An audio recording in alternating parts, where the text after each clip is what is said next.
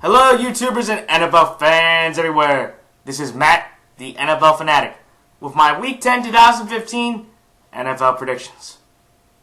Well, this week, for the 13-game week, I'm pretty happy with myself. I am 8-4 for the week, and now overall for the year, I am 82-49, which puts me up at about 62.6%. So for the first time in 3 weeks, I'm moving in the right direction. Though, with 2 14-game weeks coming up to end the bye season, I hope I did not just jinx myself into getting 2 more 8-6 weeks. What a crazy Week 9 in the NFL season. We had 3 overtime games with 2 walk-off first-drive touchdowns. I want to congratulate the Titans, Eagles, and Vikings for all getting their wins in their respective games.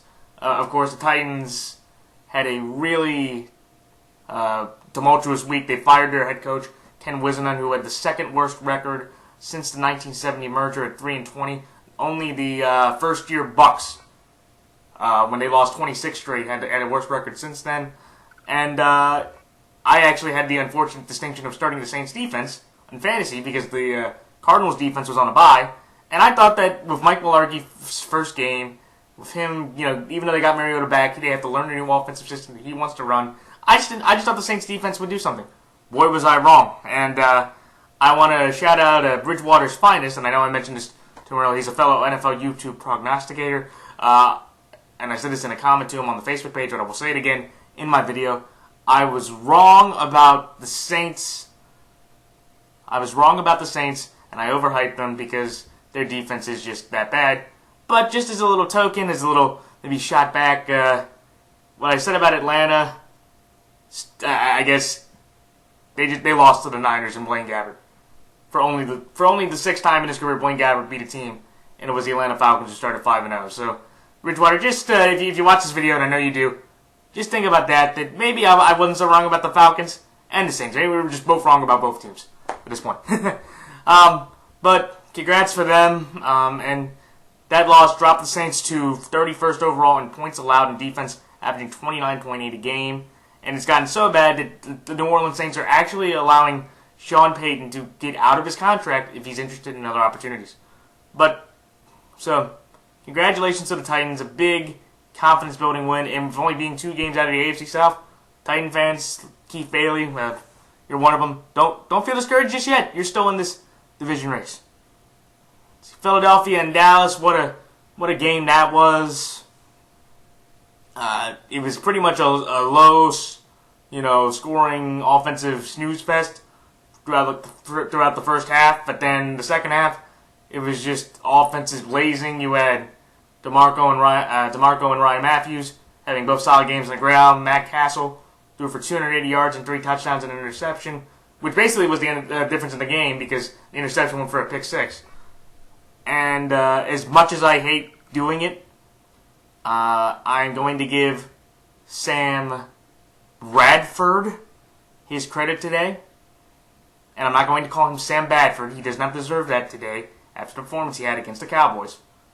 He does deserve today, to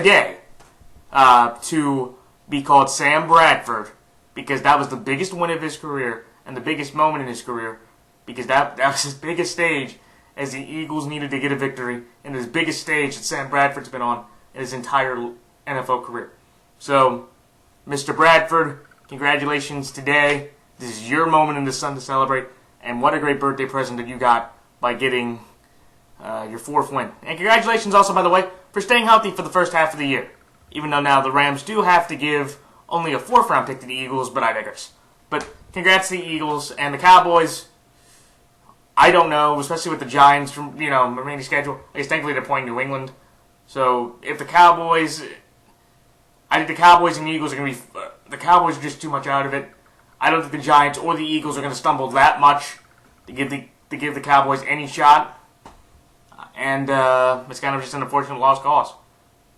I guess thankfully Jason Garrett signed that 5-year extension in the offseason because I wouldn't have given it to him. He got 1 playoff appearance and 1 playoff win.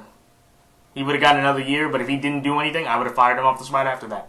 Injuries or not, he has to he had to move forward off his own ability. So, and then lastly, and I'm going to get into the other games with my picks. I'm going to touch briefly on the Vikings-Rams game. What a game that was. It lived up to the hype. Unfortunately, Eric Kendricks and Sharif Floyd were out for the Vikings, but Robert Quinn was also out for the Rams, so there were three big guns that both teams lost. But I just want to talk real briefly about the Teddy Bridgewater, LaMarcus Joyner hit. A lot of people are calling it a dirty play. I don't see it that way. I agree with what Joyner said. It was a bang-bang type play. When you're trying to make a tackle and the other guy's sliding, it just two forces coming together. It's hard to stop, especially with the weight of Bridgewater, and I know Jordan's pretty small. It's hard to stop that weight all the way in time to not get hit like that. I know people say he turned his shoulder and it looks bad, but after hearing his explanation, knowing that he knows this guy pretty well, that he lived across the railroad tracks, and that his parents know his mom, and she knows them, I think LaMarcus truly was regretful and remorseful for what he did to Teddy, and he does wish him well. And I do believe Jeff Fisher that this guy is a class act. So everybody else that's getting on Joyner, don't really, or in my opinion, don't. If you have a different opinion, please put in the comment section below. I'd love to hear it. But I do think that LaMarcus Joyner put a clean hit on Bridgewater. It was a bang-bang play. And best of luck to Teddy Bridgewater getting healthy. And congratulations for his Vikings. After a 2-2 start, they've won 4 straight. And they're tied with the Green Bay Packers for first place in the NFC North. Who would have thought about that after 8 weeks that the Vikings would be tied with the Packers for first in the AFC North? Oh, I'm sorry, the NFC North. I said the AFC. The NFC North. Of course, the Bengals are dominating the AFC North at 8-9. So, time for my picks. This Thursday, when the 4-4 Buffalo Bills go to the 5-3 New York... Oh, wait, I forgot one big thing for everybody out there to tell who's on bye this week. The Atlanta Falcons, Indianapolis Colts, San Diego Chargers, and San Francisco 49ers will all be on bye this week. So if you have Matt Ryan, Julio Jones, Devontae Freeman, I have 2 of those guys. If you have Andrew Luck, T.Y. Hilton, Frank Gore, the Colts defense, Phillip Rivers, Melvin Gordon, Malcolm Floyd, Keenan Allen, the Charger defense, Gabbert, Torrey Smith, the Niners defense. If you have any of those players, bench them because they will not be playing this week. All right, time now back to my picks. This Thursday, when the 4-4 Buffalo Bills go to the 5-3 New York Jets, I am taking the New York Jets. And then on Sunday, when the 1-7, the 1-7 Detroit Lions go to the 6-2 Green Bay Packers, I'm going to take the Green Bay Packers. When the 2-6 Jacksonville Jaguars go to the 2-6 Baltimore Ravens, I'm going to take the Baltimore Ravens. When the 3-5 or 2-6 Chicago Bears go to the 4-4 St. Louis Rams, I'm going to take the St. Louis Rams. When the 2-7 Cleveland Browns go to the 5-4 Pittsburgh Steelers, I'm going to take the Pittsburgh Steelers. When the 8-0 Carolina Panthers go to the 2-6 Tennessee Titans, I'm going to take the Carolina Panthers. When the 4-5 New Orleans Saints go to the 3-5 New England Patriots, or 3-5 Washington Redskins. Let me say that again. When the 4-5 New Orleans Saints go to the 3-5 Washington Redskins, I'm going to take the New Orleans Saints. When the 2-6 Dallas Cowboys go to the 3-5 Tampa Bay Buccaneers, I'm going to take the Tampa Bay Buccaneers. When the 3-5 Miami Dolphins go to the 4-4 Philadelphia Eagles, I'm going to take the Philadelphia Eagles. When the 6-2 Minnesota Vikings go to the 5-3 Oakland Raiders, I'm going to take... When the 6-2 Minnesota Vikings go to take on the 4-4 Oakland Raiders, I'm going to take the Oakland Raiders. When the 3-5 Kansas City Chiefs go to the 7-1 Denver Broncos, I'm going to take the Denver Broncos. When the 8-0 New England Patriots go to the 5-4 New York Giants, I'm going to take the New England Patriots. And then in the Sunday night game, when the 6-2 Arizona Cardinals go to the 4-4 Seattle Seahawks, I'm going to take the Arizona Cardinals. And then on the Monday night game, when the 3-5 Houston Texans go to the 8-0 Cincinnati Bengals, I'm going to take these Cincinnati Bengals. Alright, time for my thoughts on each game. Buffalo at the Jets. This game is really entertaining because these are two identical teams. Buffalo, with all their offensive horses back, looked incredibly impressive. LaShawn McCoy had a great 100-yard game, even though he did suffer a shoulder injury in the game, and he is going to get an MRI on that. He probably might not be able to go, depending on the result of that MRI. But Tyrod Taylor looked sharp. He had that beautiful bomb, the Watkins. The Bills' defense caused a couple turnovers. And it just was a good sign for the Bills that now with their offense back, they could get into a rhythm. And the Jets, of course, with their game against Jacksonville, it was way more competitive than I thought it would be. I have to give the Jaguars their credit. They played like the Ravens. It was very scrappy. It was very rough and tough, and they actually put up a fight. But when you when you have 3 turnovers in the fourth quarter, you're probably not going to win the game. And again, I look at Fitzpatrick. He had another solid game, and he's done a really good job as the Jets quarterback this year. And also, I know everybody's going to be talking about how this is a big game for Rex and his motivation to get back on his former team, the Jets. But also think about it. Remember, Ryan Fitzpatrick and Jan Gailey were the former head coach and quarterback of those Buffalo Bills. So I'm pretty sure those guys are motivated to show their former team, hey, you know what? You shouldn't have doubted us, or you should have given us more time. But the reason why I'm going to take the Jets is because not only the LaShawn McCoy injury, it's that this Jets team has more defensive firepower. This is the number 1 defense against the run. This is the number 1 defense in causing turnover. They have the most turnovers in the league. And Tyrod Taylor has already shown in a few games that he can throw. He can have a 3-interception game. He's thrown multiple interceptions in a couple games. And I just don't know with the lack of weapons they have, because Percy Harvin's now on IR, and actually I believe Percy Harvin has done his NFL career. I just don't know if Tyrod can beat this Jets defense. So, again, Buffalo, the Jets are going to have their problem because, again, Tyrod's mobility is going to be key, and they're going to have to stay disciplined.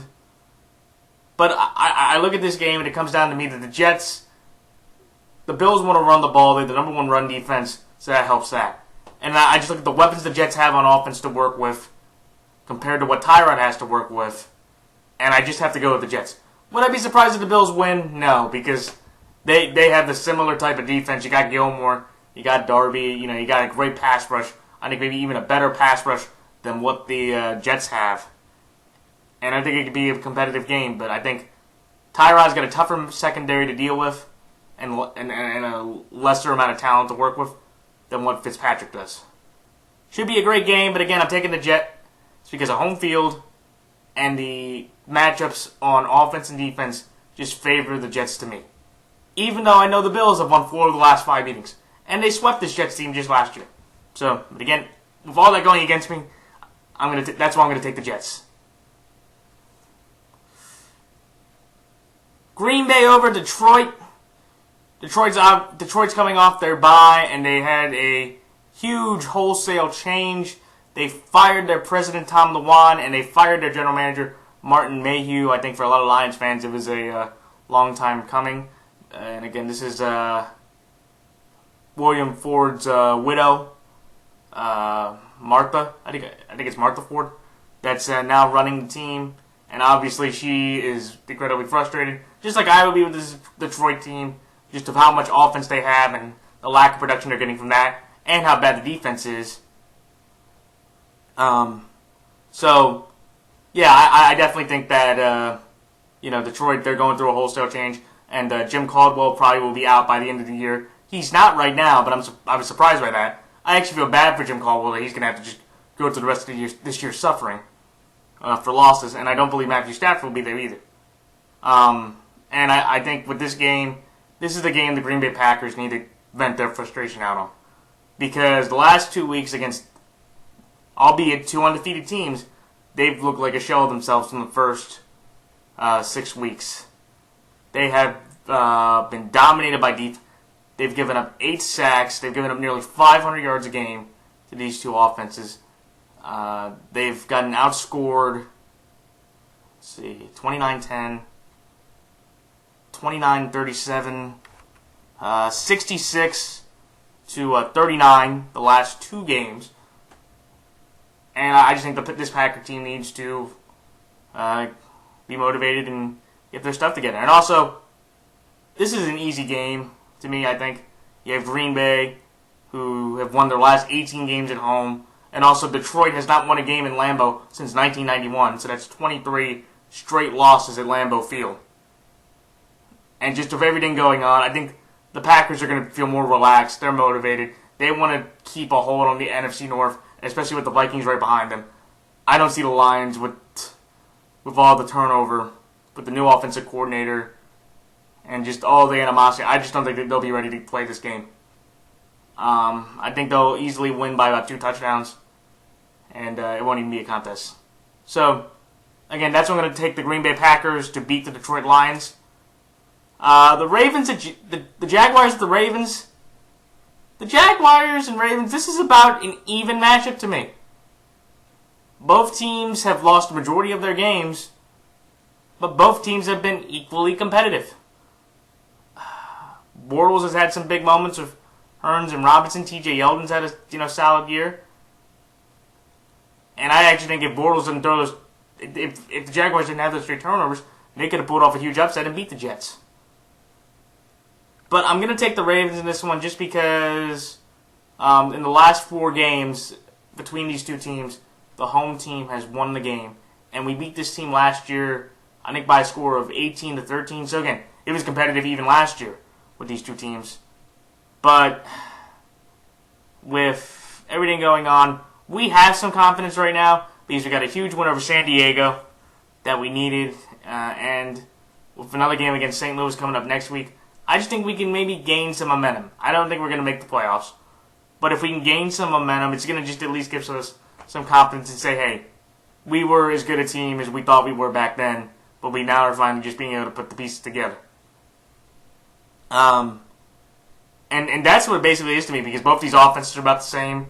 Forsett gets a chance to go at his former team, the Jaguars, and Bernard Pierce gets another chance again to go against us, which would be pretty big. But I look at this game and say, even though we lost Steve Smith for the year, I still think we have enough receiver talent and enough QB talent, and we just have enough heart that we should be able to beat this Jaguar team that just doesn't have the right players at the right positions to win this game. Could they win this game? Absolutely. I think Jacksonville, with how we've played, we could blow this game. I'm not going to trash the Jaguars at all for this game. It's a pretty even game. I'm going to take the Ravens because of that about that stat I had, about the 2 games, about the last 4 games. The home winner usually gets the victory, and since the Ravens are home, I'm going to take the Ravens to beat the Jaguars. That's what it comes down to. I really can't defend either statistic either way because both these teams are evenly matched up. So that's what I'm going to take the Ravens to beat the Jaguars. Bears at Rams. I'm going to take the Rams here because, first of all, they've always looked more impressive at home. They're 3-1 at home this year, besides losing to Pittsburgh. And the last time they played Chicago, they won by 22 points, 43-21. They are number 2 in the league in sacks at 27. They also have the number 1 overall yard per game rusher in Todd Gurley, who, again, like I said earlier, put up 88 yards and a touchdown. And he went beast on the Vikings defense, which was really impressive. So I think they'll be able to control the ground game with that. And also, I just look at the Bears and say they just have had so many injuries this year. Matt Forte and Eddie Royal will both not be playing tonight, which definitely is a huge blow for them. They do have Langford, who they're really high on, and they still have Cameron Meredith. They still have Bennett. They still have Jeffrey. And I have to give Adam Gase a tremendous amount of credit. I think he's going to be the head coach of a team after this year because the way Jay Cutler has played this year, it is a far better improvement than what he was over the last several years. Because for the first time in a while, I really can't put that much blame on Jay Cutler's shoulders. Besides the game when he didn't play against Seattle and the second half when he didn't play against the Cardinals, he's basically made this Bear team look competitive with the lack of talent he's had. Again, I don't know if Adam Gase leaves, if the new guy can help with anything. But I definitely think that I have to give Jay Cutler his due in saying he's having a pretty good statistical year. Even though the team isn't really doing well. It's kind of like San Diego, except maybe higher numbers.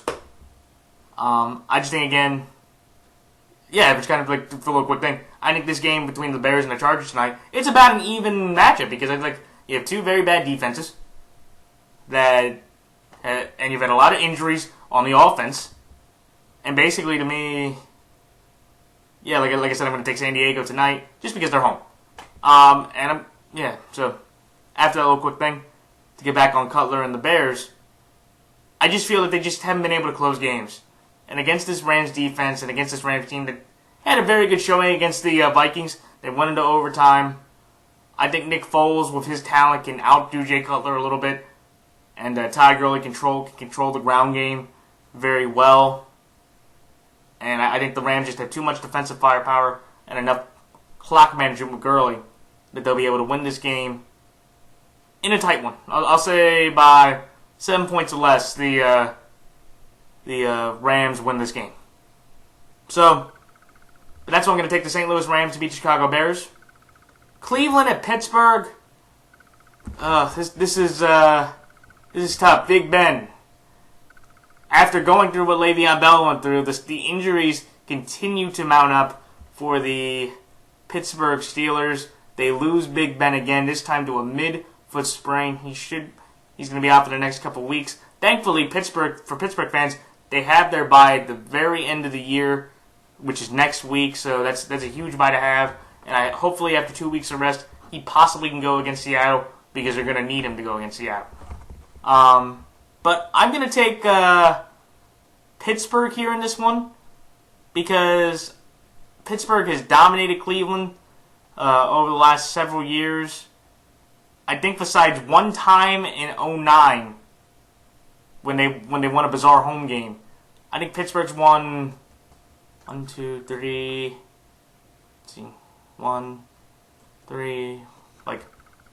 or 6 or 7 or straight home game against the Browns. And I don't even think he's ever lost to them in Pittsburgh either. I'm not exactly sure, but I know he's only lost one time to the Browns, or he hasn't lost to them at home ever. But even with that, I think Landry Jones, who's going to get put back in the starting lineup for this week, I think he has enough talent to beat this Browns team, who's going through their own list of injuries. You had Josh McCown, who could not play on Thursday night, and I don't think Johnny Manziel against this Pittsburgh defense, which made some big plays against the Raiders. I don't think he's going to have that much of an impact against this Steeler defense. And I think Landry Jones has enough talent around him with Antonio Brown, who broke the all-time record for yards and receptions in a single game for the Pittsburgh Steelers. So congratulations to him. And if anybody had Antonio Brown in their fantasy team, congratulations for that. You had the game of the week. And, when I look at Cleveland and Pittsburgh, Cleveland, they've been competitive in most of their games. And if Josh McCown plays, it definitely gives them a boost. But I think Pittsburgh's defense is too solid. And I think Landry Jones can do enough against this ravaged Cleveland defense that he can get them a third win out of their last 5 without Ben before going into the bye with a 6-4 record, which is pretty good. With all the injuries that they've had to suffer, they're 6-4 with all those injuries. That is pretty good. And I think the Steelers should be able to hold on possibly if they get Ben back to possibly get in the wild card spot. So again, I'm going to take Pittsburgh just because I don't trust Cleveland offensively. They've had they're 31st in rushing in the league. Their defense has been ravaged by injuries. no Hayden or Gibson or no Whitner.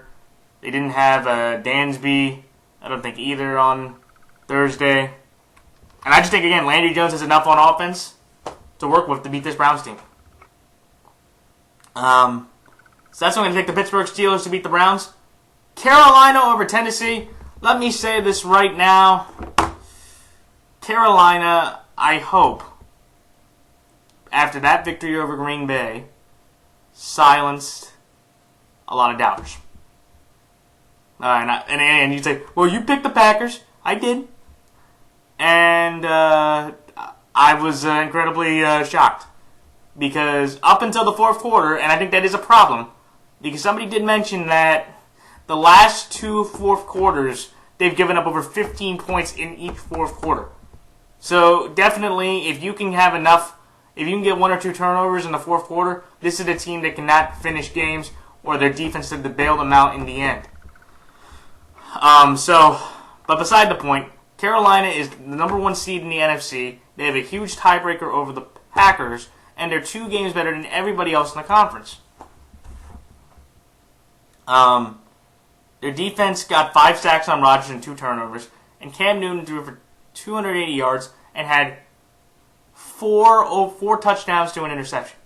No, I'm sorry, 3 touchdowns to an interception. And it's unbelievable to realize that this Panthers team has the longest active winning streak in the NFL at 12 wins.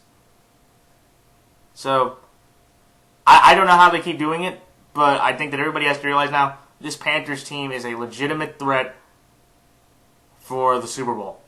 And they have gotten those wins because they can play anybody, and they can beat up. And they can play any kind of football that you have to. They can have a defensive stalemate, they can have an offensive shootout. It definitely works. And I will say this. I do believe, and I know it's a huge debate, Cam Newton, to me, is an MVP candidate. I understand, and I've had discussions with fellow prognosticators and other people, and they look at Cam Newton and say, well, if you look at the statistics of him and Colin Kaepernick, they're about the same. And actually, they are about the same. But here's the difference. It's that's the winning and losing. I guarantee you, with everything the Niners have gone through this offseason, with all the retirements, with all the coaching changes, with all the talent they lost, I guarantee you, if Colin Kaepernick was 8-0, I would consider him an MVP candidate. I would, because I would look at all the talent they lost as a team and say he's not really playing with a defense anymore that left, and he's playing with an offensive line that's lost a couple big stars. He's playing with Anquan and Torrey, and you can say, well, Cam didn't have that much talent, but he's playing with a brand new head coach that's the defensive line coach that hasn't done anything, and he would have carried that team to an 8-0 start. I would put Colin Kaepernick in that same MVP type of consideration. But that's the difference. And also everybody wants to say, well, this is Tom Brady's to lose. And I will say this. Right now, I would put Brady over Newton. But I do think that Carolina, just like New England, has a chance to go 16-0. Again, do I think both teams are going to do it? No. But I will say this. Right now, for the MVQB, because that's what I call it, because I don't really see, unless Todd Gurley runs for over 2,000 yards, which in this case he's not going to, I think it's going to be between Brady and Newton for the MVP. Rodgers' last 2 games have knocked him out. And to me, if they both have the same record, I'm going to give it to Cam because of the lack of talent that he's had to work with. He's made Corey Brown decent. He's had to work with Corey Brown, Jericho Cotchery, Devin Funches. These are rookies or average wide receivers that he's working with. Brady, even though again you could say, well, if you took Brady away from the Patriots, they wouldn't do anything. If you put Derek Anderson on the Panthers, they could do something. I don't think so. I actually think right now, if you gave Jimmy Garoppolo the weapons that Brady has, and you gave Derek Anderson what Cam Newton has. And I know you can talk about the defense. Even though I do want to remind people that the Patriots have only given up in their last 2 games, let's see, what is it, 16 points? And 3 of their last 4 games, they've given up less than 10 points a game. I think it was against Brandon Weeden and the Redskins and the Dolphins. But still, their defense is pretty good. Maybe not Carolina good, but definitely pretty good. I think that Garoppolo would have more success than Anderson would with each team. So, again, I want to give congratulations to Carolina Panthers. They are legitimate, and I do believe Cam Newton right now is second in the MVP behind Tom Brady. And I think with their schedules left, I think it's basically going to be whoever has the best record. If they have a tie record at the end of the year, I would give it to Brady, because whenever you have a high in overall success, you go to the statistics, and I can't deny that Tom Brady's had much better statistics than Cam Newton. So I will say that. But going back to the games, I have a little diatribe. Carolina and Tennessee, this is pretty much a mismatch to me. Carolina's defense is not New Orleans. They're not going to give up that many points. They're not going to give that many yards. Cam Newton is the first quarterback in his first 8 games to have 20 yards rushing and a throwing touchdown. He scored 34 rushing touchdowns since he's been in the league. Only Marshawn Lynch has more rushing touchdowns from that time span. So, and I just don't think that I just don't think Tennessee will have that much offensive firepower. I think Mariota's going to have another Dolphins type game. I truly believe that. I think, again, can he avoid some guys? Yeah. You do have Delaney Walker, who's decent, but they didn't have Kendall Wright. The running game, they're not going to have that much to work with. And I just see Carolina dominating this Titan team fairly easy. And actually, for my 3 locks of the week, I'm going to take Green Bay over Detroit as a lock, Carolina over Tennessee as a lock, and I'll go Cincinnati over Houston as a lock. So, but again, Carolina, Tennessee, Carolina just has too much talent and momentum right now that I don't think Tennessee can stop. Because they're not going to get into a shootout with the Saints defense. They're playing the Panthers defense, and with the lack of offensive weapons the Titans have anyway, I think Mariota's not going to have any time to throw, or even if he has time to throw, he's not going to have anybody open. And this Panthers team should be able to dominate fairly easy. So that's going to take the Panthers to beat the Titans. Saints over Redskins? Oh boy. You got Cousins and Breeze. And literally, I am looking at this game and saying this. I expect this game to be a shootout. The Redskins have been hampered by injuries, and Chris Culliver's underperformed. He's looked like he's got turned around so many times here. It's unbelievable. And that's what it comes down to me, is that if you gave me New Orleans offense or the Redskins offense against these defenses, and I know the Redskins defense is really good against the run, so definitely they're going to have to throw. I will take Drew Brees in this shootout over Washington. That's what it comes down to me. Because both running games are non-existent. Alfred Morris and Matt Jones, after having the solid game against the Rams and after having decent games against the Eagles, they've basically been non-existent the rest of the year. Kirk Cousins can beat up this defense, I will say that. I think that with how good he played against the Bucs defense, he definitely can do that against the Saints defense. But that's the thing though, this game literally came down to me. When you look at this game, it's an offensive shootout. And I will take Drew Brees in an offensive shootout over the Redskins. Can the Redskins win this game? Yes, they can. Because New Orleans' defense just might be that bad, and they might let what Tampa did in Washington, New Orleans might do the exact same thing. But I don't see that happening. I expect Drew Brees to have the ball last, and he will drive the Saints down for a game-winning field goal or touchdown in this game. Should be a great game. Hopefully everybody has all these guys on fantasy teams But yeah, so that's when I'm going to take the Saints to beat the Redskins. The Buccaneers over the Cowboys. This is an awkward one because, Matt Castle played pretty decently last night, besides that pick six. But I'm just looking at Dallas' defense, and I'm going, you lost Hitchens in the game. You lost Sean Lee in the game through concussion. Well, by the way, Sean Lee gets hurt every game, though, so maybe that's not that much of a surprise. And you just have this feeling of they can't stop any offense. And to me, I look at Jameis Winston and say this. He's played pretty well over the last few weeks. Besides that lateral.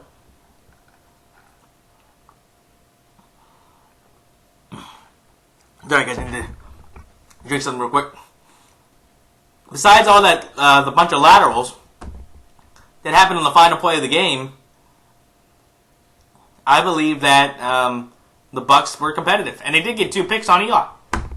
And I think actually the Giants kicked 7 field goals up to that point, or they basically just kicked a bunch of field goals in that game to win. I just think that if you gave me Jameis Winston right now, with the games that he's put together, I'll take that over Matt Castle. The running games are about even. I think Dallas definitely has the edge of the offensive line. That could be a huge help if McFadden can get a decent running game going. And Winston, again, he's shown that he can throw the pick. But at the same time, the Dallas Cowboys have forced 1 turnover. I think, they have forced 1 turnover in their 6-game losing streak. I'll repeat that again. They have forced 1 turnover in this 6-game losing streak, and that was when Greg Hardy intercepted the ball. And Winston hasn't thrown a turnover in his last 1, 2, 3. Yeah, in his last 3 games. So, I think this game should be competitive because you definitely have 2 decent receiving cores going at it. Hopefully Vincent Jackson can come back for them. And also, you bring in their huge tight end, Safaria Jenkins. It's going to be a great kind of offensive shootout. And, yeah, I'm going to take Tampa because you look at Tampa and Dallas and say, Tampa has a better, competent quarterback and more talent. Let me put it that way. 2 main things. Home field advantage and a better quarterback. That's what it is. Because I'm not going to disrespect Cole Beasley, who had a monster night. He had 108 yards and 2 touchdowns. Dez had a big night as well. So, yeah, to me, with that, I'll say it's the better quarterback and the home field advantage. Because both defenses have been pretty bad this year. So that's when to take the Buccaneers to beat the Cowboys. Philadelphia over Miami. Philadelphia is 2-1 at home games, and they have 5 of their 7 games left at home. And just looking at what the Eagles' defense has done, they got 2 or 3 sacks on Castle. They have the most turnovers in the league. They've caused the most turnovers in the league, which is very impressive. And I just look at Miami and say they weren't able to stop LaShawn McCoy or Carlos Williams on the ground. And now you got this 3-headed monster of DeMarco Murray, Ryan Matthews, and Darren Sproles coming in against your defense. And also, I look at Sam Bradford and the weapons he has, and I think that he has a better grasp to work against the Dolphins secondary than what Ryan Tannehill has against the Eagles secondary. It can be a competitive game just because I look at these 2 teams and say they both have shown to be very wildly inconsistent. The quarterbacks are about mirror images of each other.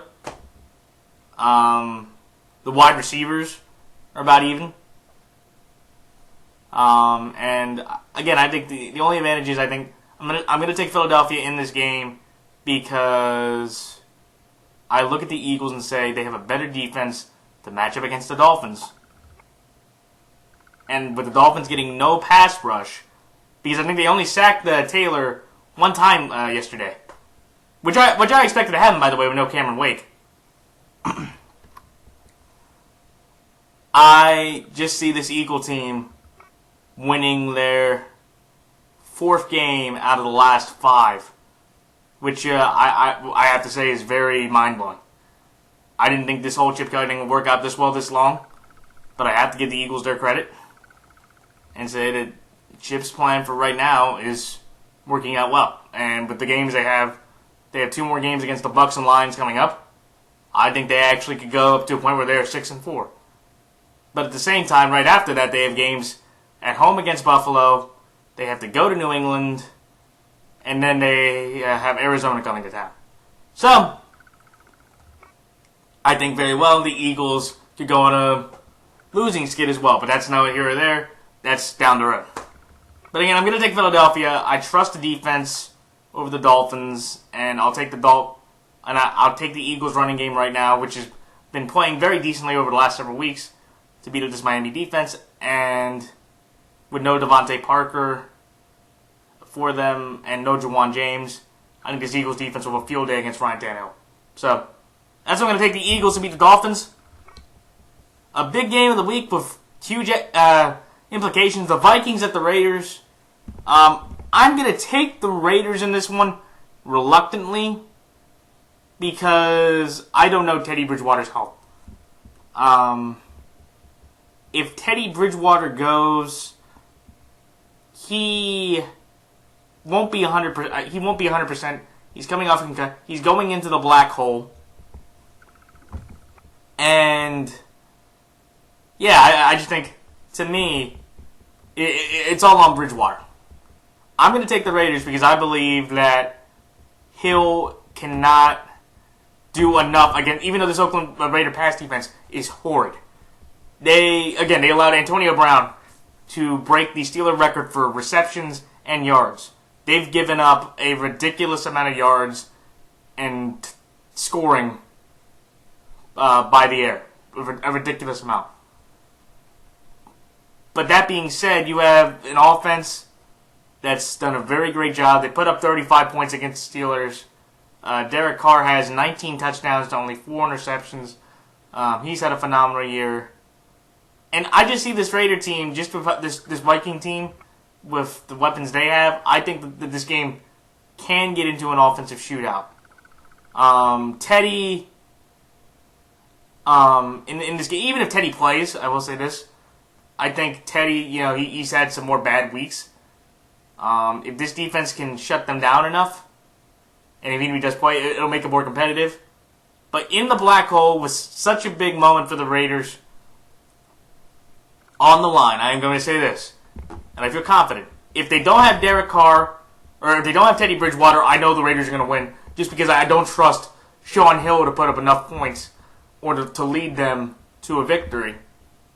And if Bridgewater does play, I'm going to take the Raiders because I believe that in this game, Derek Carr will outplay Teddy Bridgewater. And I said last week that Bridgewater would outplay Foles, and that could be up to interpretation. But I think in this game, again, if Hill plays, I don't think he has enough offensive power. Even though they do have AP, AP will get his against the ground. But the Raiders are actually pretty good against the ground. I think they said they are the number 2 rushing defense in the league. So I'm not saying that they're going to shut down AP, but they can contain him enough that he's not going to make that big of an impact. And I don't think Sean Hill against this porous Raider defense can do as much as Bridgewater can. And if Bridgewater plays, I think Derek Carr will outshine him. Again, this is a really good game and really competitive. Would I be surprised if the Vikings win? No. I think this Vikings team, they are finally getting the respect they deserve. They've won 4 straight, and they are just finding ways to win. They have the number 2 scoring defense in the league, and they haven't given up more than 23 points in the game. And I have to give Mike Zimmer a lot of credit. This is a guy that's been around the league for years and years, and finally he's getting a chance that he deserved a long time ago. And I'm very happy for him. But again, I'm going to take the Raiders. If Hill plays, I don't expect him to put up as much offense. And if Bridgewater plays, I expect Derek Carr to outperform in the game. So that's why I'm going to take the Raiders to beat the Vikings. the Broncos over the Chiefs, I have to say I was incredibly shocked by Denver's performance. After giving up 16 points, an average of being the number one scoring defense in the league, they gave up 27 to the Indianapolis Colts. They gave the Indianapolis Colts their first victory outside of the division, and boy was it a huge one. Peyton Manning now leads the league in interceptions at 13. His total now for the year is 9 touchdowns, 13 interceptions.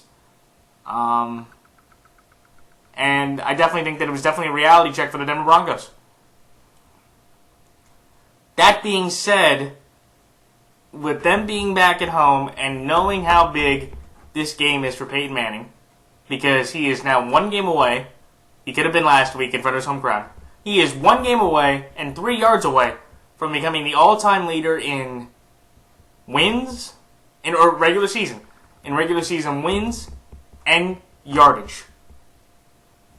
And I think that definitely that crowd will be motivated. He'll be motivated to do it in front of his home crowd. And that defense will be motivated as well. Kansas City is coming off their bye. I believe that they've gained some confidence. They've won 2 straight games. And they just blew out the Lions in London. And I just remember the Week 2 game. That game was very competitive. Both sides were even. Up into the bitter end. If Jamal Charles did not fumble, the Chiefs could have won that game.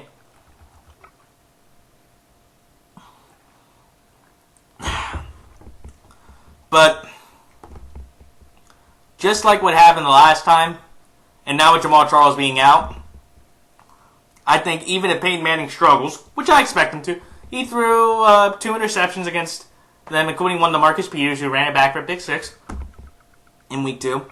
I just expect Denver's defense and Peyton Manning to have enough offense to win this game, because I don't expect Kansas City's offense to do anything. Even though DeMarcus Ware does have a back injury, which is big. And Talib might be suspended because he did, at the end of the game, I'm pretty sure everybody's seen it by now, he did go 3 stooges on Dwayne Allen and poked him right in the eye, which I don't condone. And even though, again, I would say this, I think he'll get fined. He might get suspended, but again, guys have put their hands in guys' face masks before. I know it was intentional, and I'm not condoning what he did. I'm just saying that that's happened before, even intentionally, and people didn't get suspended for that. So, again, I'm going to take Denver just because there's a lot riding on this game. It's a big game. They're going to be motivated for it.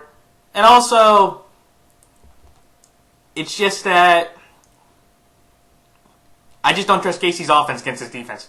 I just don't. Indy, at least you could say, well, they had Frank Gore, they had Andrew Luck, they had T.Y. Hilton, they had Andre Johnson, they had Moncrief, they had Allen and Fleener. The biggest weapon that Kansas City has is Macklin and Kelsey. Everybody else, they could literally play zone, and I don't think they did make that much of an impact. So, again, that's what I'm going to take the Broncos to beat the Chiefs. The Patriots over the Giants. New England just looks dominant.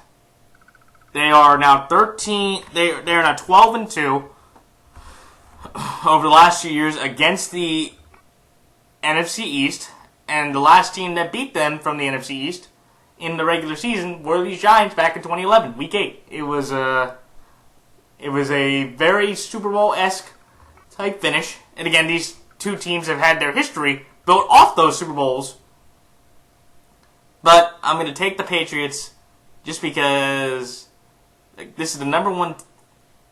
This is one of the top teams in sacks, the number 2 overall in sacks. Like I said earlier, you have Brady, who's thrown 21 touchdowns, only 2 interceptions.